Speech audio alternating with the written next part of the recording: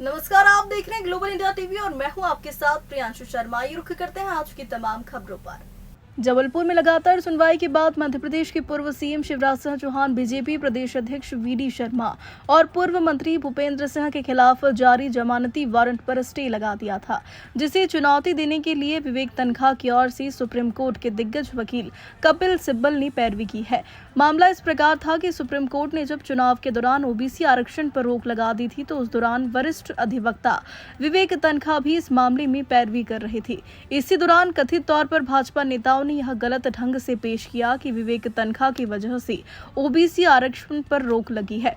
इस मामले में राज्यसभा सांसद व वरिष्ठ अधिवक्ता विवेक तन्खा ने तत्कालीन सीएम शिवराज सिंह, वीडी शर्मा और भूपेंद्र सिंह पर उनके खिलाफ गलत बयानबाजी के आरोप लगाए हैं।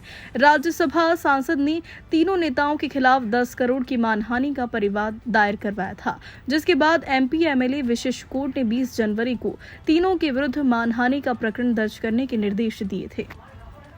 केवल विवेक जी का नहीं है, तन्खा जी का नहीं है।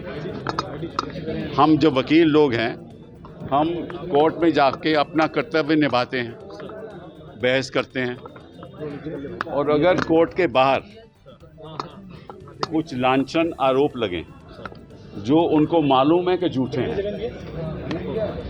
और प्रोफेशनल की रेपुटेशन पे दबा आ जाए, को चोट आ जाए, तो मैं समझता हूं कि इस समाज के लिए बहुत एक खतरनाक बात है, क्योंकि प्रोफेशनल तो अपना प्रोफेशनल काम करता है और उस आधार पे न्याय मिलता है कोर्ट से।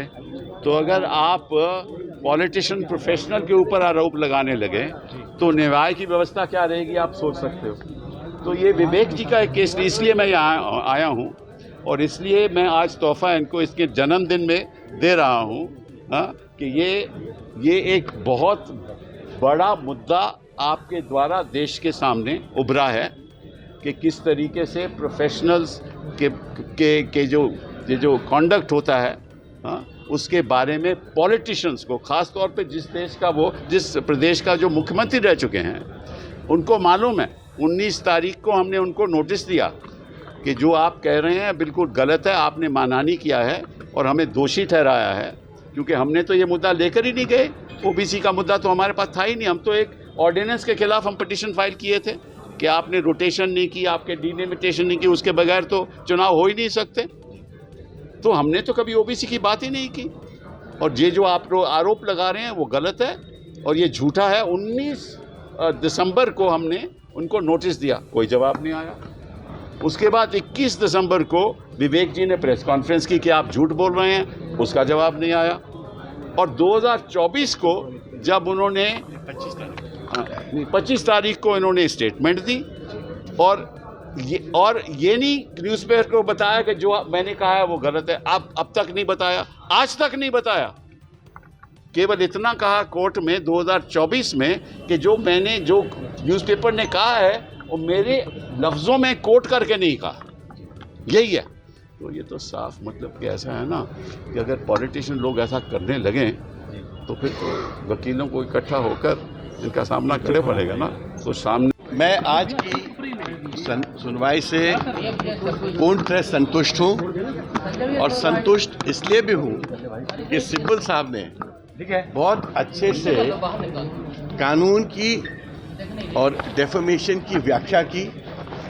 सिब्बल साहब ने सुप्रीम कोर्ट में मोस्ट ऑफ दीज केसेस के बहस भी वो पहले कर चुके हैं, तो उनको पूरी व्याख्या वैसे भी रटी हुई थी।